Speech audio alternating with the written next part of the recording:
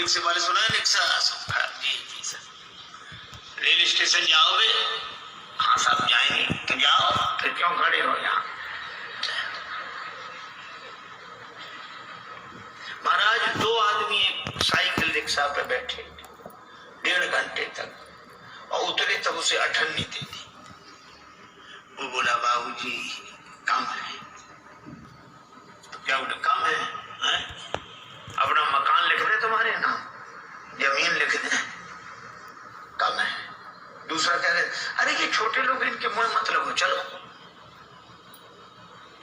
और वो क्या कह रहे अठन्नी लेना कि नहीं? तुम नहीं वापस दे दे मुझे। बेचारा चुप होकर रह गया, क्या करे। पर ऐसी परिस्थिति में भगवान राम केवट को आदेश नहीं देते कि नाव लाओ, केवट से नाव मांगते हैं। मानो श्रमिक के श्रम का सही मूल्यांकन भगवान ने किया कि नाव पर तो तुम्हारा अधिकार है, तुम अगर चाहो तो हमें पार उतार सकते हो, हम नाव मांग रहे। केवट ने सुना तो आंखों में आंसू आ गए, हृदय भाव से भर गया, क्योंकि उस बेचारे ने तो जिंदगी भर आदेश का स्वर सुना था, पर कोई नाव पहली बार मांग रहा था। और नाव मांगते देखकर उसके मन में निश्चय हो गया कि ये नर रूप में नारायण है, जो श्रमिक के श्रम का इतना सही मूल्यांकन कर सके, वे तो भगवान ही हो सकते हैं। कहा ये तुम्हारा मरम मैं जान गया। भगवान कहते नाव इधर लाओ, केवट उधर ले गया। भगवान ने कहा इधर ले आओ, पर नहीं लाऊंगा, मैं जानता हूं आपके बारे में अच्छी तरह। अब भगवान को तो हंसी लगी, लक्ष्मण जी को बड़ा बुरा लगा। श्री जानकी जी भी चुप। अच्छा बोलो, राम जी की जगह दूसरा कोई होता तो बड़ा दुखी होता कि आज ऐसे दिन भी आ गए, केवट नाव नहीं ला रहा है। दूसरा कोई होता तो ये सोचता कोई बात नहीं, दिन खराब है, समय की बात है, अच्छे दिन आने दो, सबसे पहले तुम्ही को देखेंगे। पर भगवान हंस रहे, बेहसे करुणा है। गम को सहने में भी कुदरत ने मजा रखा है। एक कवि ने कहा कि दिल दे तो इस मिजाज का परवरदिगार दे, जो रंज की भी घड़ियां खुशी से गुजार दे। भगवान मुस्कुरा रहे हैं, केवट नाव के लिए मना कर रहा है। एक महात्मा से किसी ने कहा कि हम बहुत परेशान रहते हैं और परेशानी से मुक्त होने का उपाय बताओ। महात्मा बोले शान से परे हो जाओ, परेशान रहोगे ही नहीं। ये परेशान तो शान ही किए, हमें मना कर दिया, हमको हमको हमको, और हमारे लिए हम ही परेशान किए। भगवान मुस्कुरा रहे हैं। और केवट क्या कर, हम आपके बारे में अच्छी तरह जानते हैं। ये जानना तो वैसे हुआ, एक अध्यापक ने अपने विद्यार्थी से कहा कि तुम्हारे पिताजी 5,000 रुपए हमसे उधार लें 3 रुपए प्रति सैकड़ा ब्याज की दर से, तो 6 महीने बाद कितना लौटाएंगे, हिसाब लगाकर बताओ। तो विद्यार्थी बोला सर एक नया पैसा नहीं। तो अध्यापक ने कान पकड़ के तमाचा लगाया, बोले क्यों रे, तो हिसाब नहीं जानता, गणित नहीं जानता? विद्यार्थी बोला सर मैं तो हिसाब गणित जानता हूं, पर आप मेरे बाप को नहीं जानते, उसने जिसका लिया है दिया है आज तक, जो आप कहीं देगा। अब कोई ऐसे कहे कि हम आपके बारे में अच्छी तरह जानते हैं, तो यही लगे कि ऐसा क्या हुआ जो ये जानता है। पर राम जी मुस्कुरा रहे हैं बेहसे, और श्री लक्ष्मण जी जानकी जी की ओर देखकर मुस्कुराते कि तुम भी मुस्कुराओ, काहे को ऐसे उदास क्यों हो।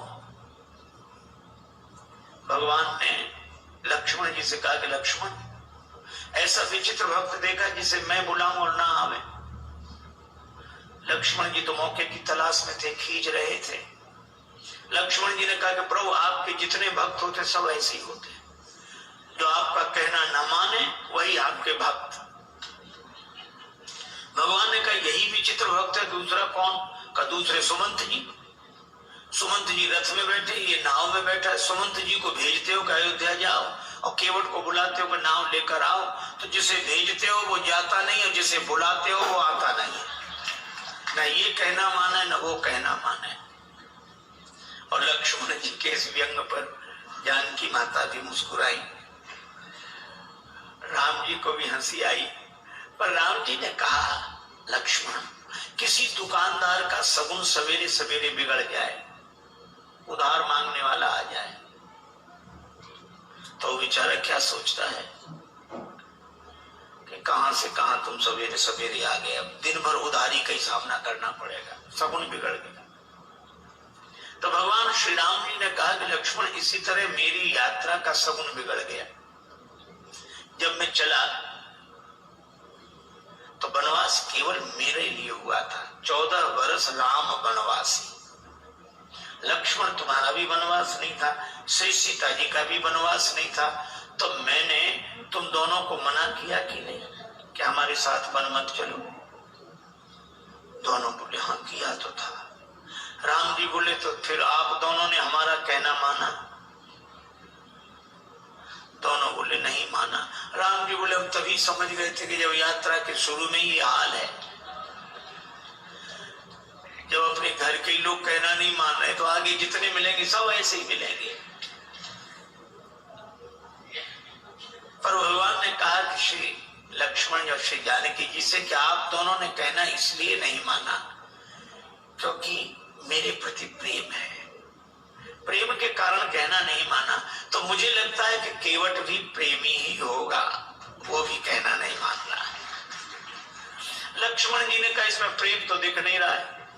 भगवान ने कहा केवट के जीवन में प्रेम का दर्शन है, प्रेम का प्रदर्शन नहीं है। जैसे हम लोगों का होता है, जो मिले उसी से, अरे आप तो हमें प्राणों से अधिक प्रिय हो। सच कह रहे हैं, प्राणों से अधिक प्रिय। और एक से नहीं कहेंगे, दूसरे से कहेंगे थोड़ी देर बाद फिर, अरे भैया प्राणों से ज्यादा। तो पदुम पखारन कहा, अपने चरण कमल धोने के लिए कहो, प्राणों से अधिक प्रिय। और एक से नहीं कहेंगे, दूसरे से कहेंगे थोड़ी देर बाद फिर, अरे भैया प्राणों से ज्यादा प्रिय। दिन में 10-20 से कह देते प्राणों से अधिक प्रिय हो। ये तो भगवान की बड़ी कृपा है कि प्राण ये सुनकर नाराज नहीं होते। नहीं कहीं प्राण नाराज हो जाए कि हमसे ज्यादा प्रिय है तो इन्हीं को रखो, अब हम जा रहे हैं, कोई नहीं कहेगा। केवट के जीवन में प्रेम का दर्शन है। लक्ष्मण जी ने कहा कि महाराज इसका प्रेम तो आप ही समझो। अच्छा केवट क्या सोच रहा है? केवट जान गया है कि आप भगवान हैं, पर केवट कहता है कि आपको कोई रोक नहीं सका। जनकपुर वाले जनकपुर में नहीं रोक सके, आप अयोध्या आ गए। अयोध्या वाले अयोध्या में नहीं रोक सके, आप श्रृंगवेरपुर आ गए। और श्रृंगवेरपुर के राजा श्रृंगवेरपुर में नहीं रोक सके, आप गंगा जी किनारे आ गए। और अगर मैं भी आपको नाव में बिठाकर पार कर दूंगा तो फिर मेरी भी क्या हिम्मत जो मैं आपको रोक लूं। तो उपाय यही अच्छा है, न नाव लाऊंगा न पार करूंगा, अपने आप रुके रहोगे। कहा ही तुम्हारा मर्म मैं जाना।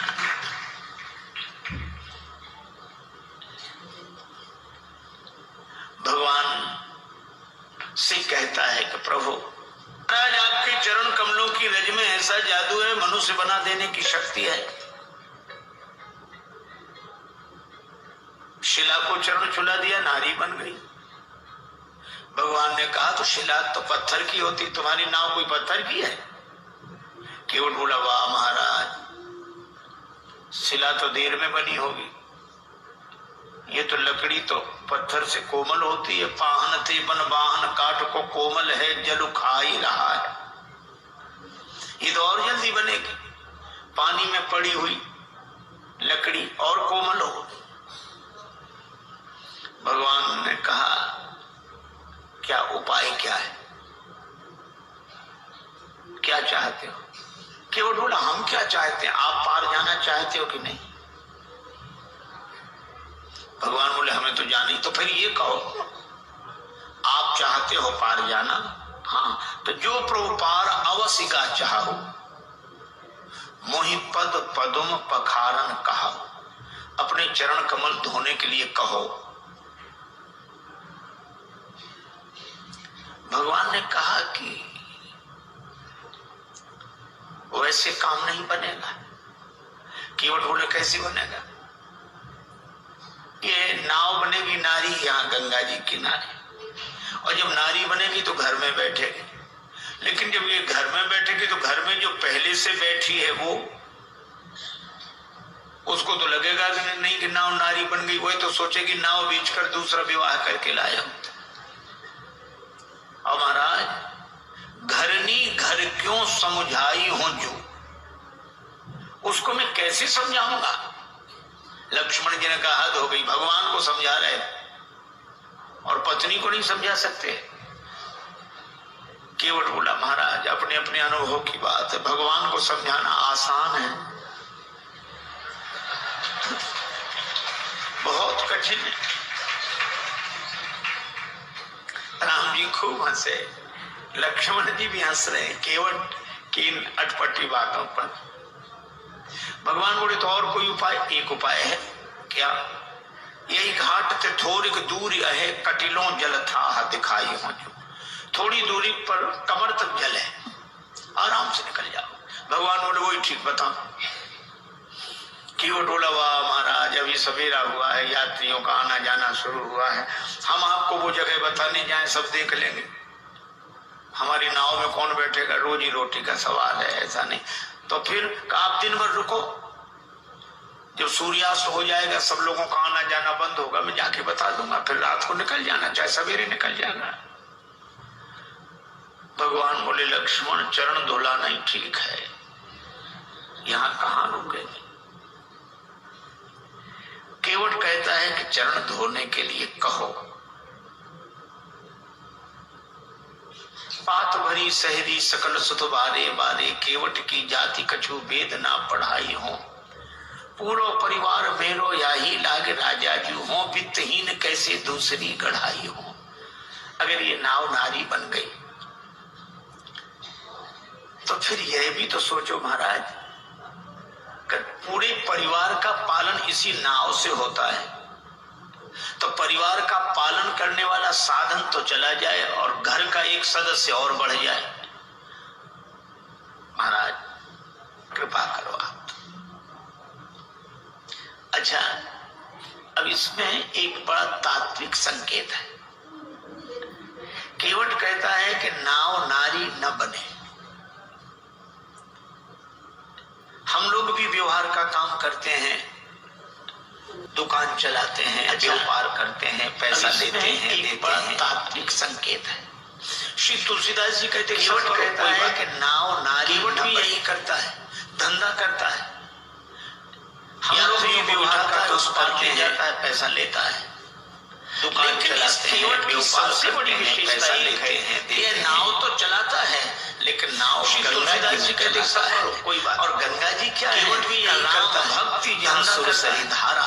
इसी तरह हम दुकान को बिठाता है, उस पार ले जाता है, लेकिन भक्ति की भाव धारा से जोड़कर केवट की सबसे बड़ी विशेषता है ये नाव तो चलाता है, लेकिन ने कहा अगर तुम्हारी नाव नारी बन गई, और गंगा जी क्या है का राम भक्ति वाली सुरसरी धारा। इसी तरह हम दुकान हो जाएगी आदि केवट बोला सो तो भक्ति की भाव धारा से जोड़कर करें, यही केवट नाव नारी बनेगी तो घर में बैठेगी। भगवान ने कहा अगर तुम्हारी नाव नारी बन गई, बुद्धि अगर चैतन्य हो गई तो पार करने वाली पार हो जाएगी, निष्ठा के भाव से घर में बैठे हो जाएगी, तो भक्ति की गंगा जी तो छूट जाएंगी। लेकिन प्रभु मैं ऐसी मुक्ति नहीं चाहता जो भक्ति बनेगी तो घर में बैठे कर दे। और इसका अर्थ कि मेरी बुद्धि नहीं बंधन चैतन्य हो गई तो मान्यो और फिर सहसा कभी से घर में बैठे हो तो भक्ति की गंगा जी छू पाए न जिसको मैं उसे बंधन को। प्रभु मैं ऐसी मुक्ति नहीं चाहता जो भक्ति की गंगा जी से दूर कर दे। महाराज मुझे मुक्ति नहीं बंधन की जो अज्ञानता से आपके चरणों की रज और फिर सहसा कभी भी टूट सकता कर देने वाली धूल कोई मुक्ति छू पाए जिसको मैं उसे बंधन कहूंगा। और कितना बढ़िया जन्म समझे इस मुक्त करने वाली रज अर्थात रजोगुण जन्य कामना को, और आपके चरणों की रज मुक्त कर देने वाली है। तो इस मुक्त कर देने वाली धूल को ही धो डालूंगा। काहे से धोगे? गंगा जल से। और कितना बढ़िया संकेत है कि इस मुक्त करने वाली रज अर्थात रजोगुण जन्य कामना को भक्ति के भाव जल से धो डालूंगा। मुक्ति नहीं चाहिए, सगुण उपासक मोक्ष न लें। भगवान ने कहा तो फिर धो लो चरण, क्या दिक्कत है? केवल बोला ऐसे नहीं धोऊंगा, कहोगे तब धोऊंगा। मोहि पद पदुम पखारन कहो। श्री राम जी ने कहा कि काहे को इतनी जिद कर रहे हो? अरे बहुत लोगों ने हमारे चरण हमसे बिना पूछे धो लिए, हमने मना थोड़े ही किया। तुम भी धोगे तो मना थोड़े ही करेंगे, पर कहलाते क्यों हो?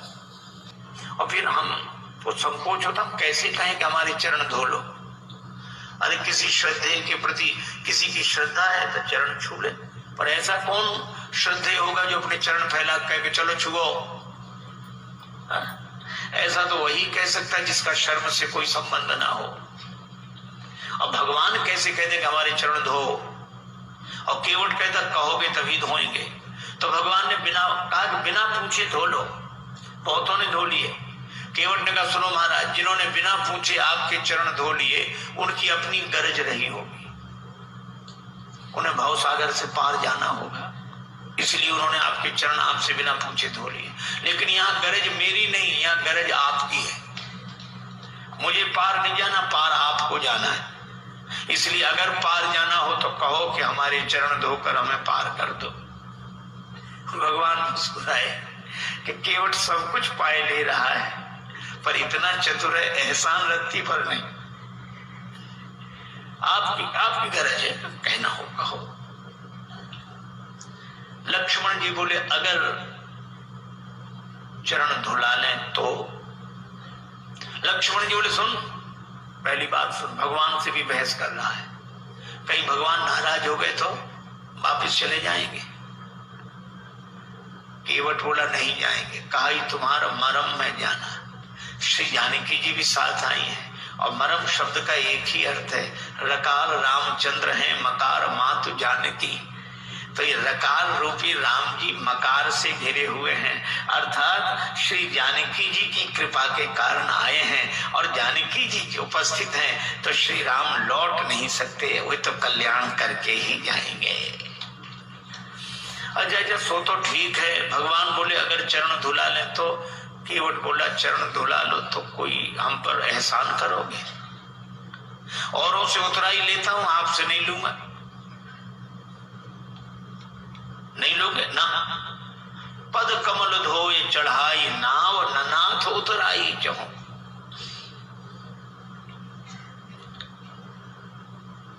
केवट का बेटा खड़ा था, बोले पिताजी ठहरो ठहरो ठहरो, इन्हें नाव में बिठाना ही मत।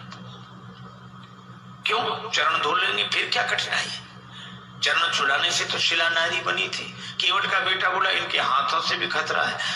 चरण इन्होंने शिला को छुलाए थे, हाथ इन्होंने धनुष को छुलाए थे। छुअते ही टूट पिनाक पुराना। अगर चरण छुलाने से नाव के नारी बनने का डर है तो हाथ छुलाने से नाव धनुष की तरह टूट जाएगी। इनको किसी भी दशा में बिठा लो ही मत। लक्ष्मण जी ने सुना कि केवट है सो है, बेटा और गजब। पर केवट बोला नहीं नहीं, चरण धुला लेंगे बस। भगवान से केवट कहता है उतराई नहीं लूंगा। भगवान ने कहा उतराई क्यों नहीं लोगे? केवट बोला आपके पास देने को होगा क्या? वनवासी बने घूम रहे हो, तो जो बात आप बाद में कहोगे सो हम पहले ही कहे दे रहे हैं कि उतराई नहीं लेंगे। अच्छा नहीं लोगे उतराई, इसका प्रमाण क्या है? सबूत क्या है?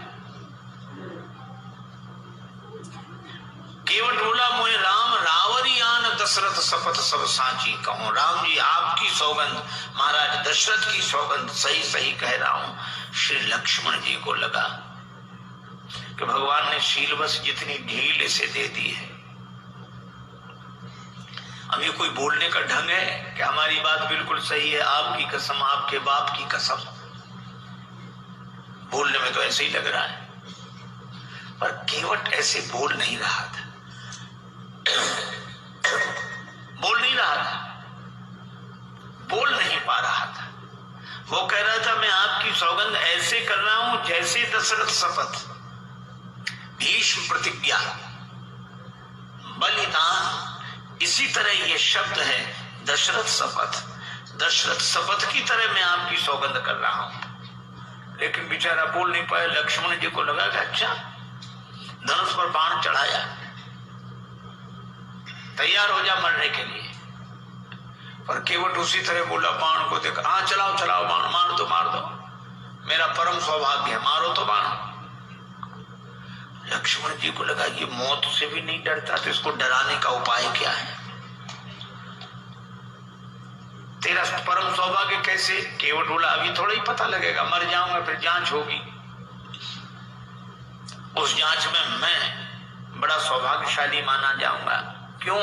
मरूंगा हाथ से किसके, जो श्री रघुवीर का प्यारा है, राम जी के भक्त के हाथों मरूं। और मरूंगा किस जगह? जहां निर्मल गंगा की धारा है, जहां गंगा जी बह रही। और मरूंगा सामने किसके? कि जिनका दास होता हूं, राम जी का भक्त हूं, राम जी के सामने मर रहा हूं। और मरूंगा किस खता पर? पांव करुणा निधि के धोता हूं, चरण धो रहा हूं। अगर इन पद पंकजों पर प्राण खो जाएगा केवट, तो मरकर भी जमाने में अमर हो जाएगा केवट। फिर क्यों ऐसा समय श्रीमान जाने दूं, न क्यों जाने की जीवन के सन्मुख जान जाने दूं।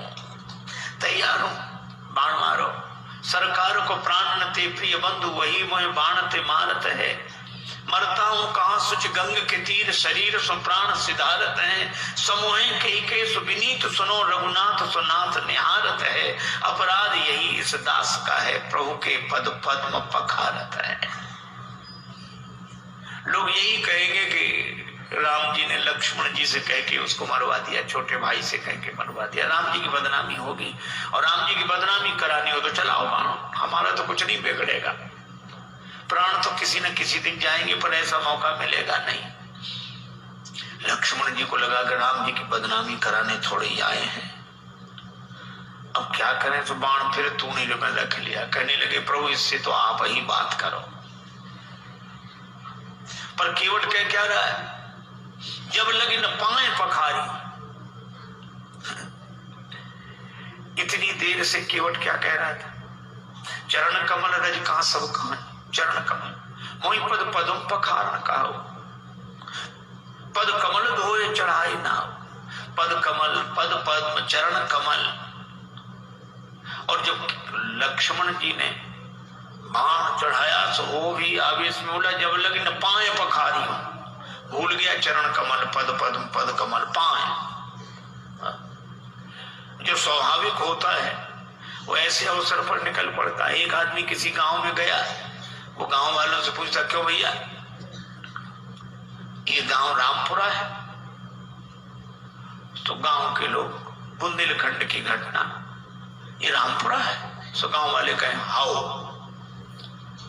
अब वो समझे नहीं कि हाउ है कि रामपुरा। फिर दूसरे से पूछा भैया रामपुर हाउ, तीसरे से पूछा रामपुर हाउ, अब सब कहें हाउ। एक आदमी पढ़ा लिखा दिखा, उसने कहा कि भाई साहब ये गांव रामपुरा है? उसने कहा जी हाँ। हाँ अब समझ में आया, यहां सब लोग हाउ हाउ करते थे, आपने जी हाँ कहा। तो वो बोला कि जो बिना पढ़े लिखे लोग हैं वे हाउ हाउ करते हैं, और जो पढ़े लिखे हैं वे जी हाँ ऐसे बोलते हैं। अच्छा तो आप तो पढ़े लिखे होंगे? तो बोला हाउ। अब जो स्वाभाविक था सो निकल गया। अब लक्ष्मण जी को भी बड़ा अटपटा लगे, श्री सीता जी को भी, पर राम जी मुस्कुरा रहे। सुन केवट के बैन प्रेम लपेटे अटपटे, बिहसे करुणा है। भगवान हंसते हैं। बात भले ही अटपटी हो पर प्रेम में लिपटी हो तो परमात्मा को प्रसन्न कर देती है। राजस्थान के छोटे से गांव में एक महात्मा गए, सत्संग हुआ। एक सत्संगी नित्य आते थे। एक दिन उन्होंने प्रार्थना की कि महाराज यहाँ से और ज्यादा इंटीरियर में हमारा छोटा सा गांव है, माँ आ नहीं सकती, उनको दर्शन देने चलो।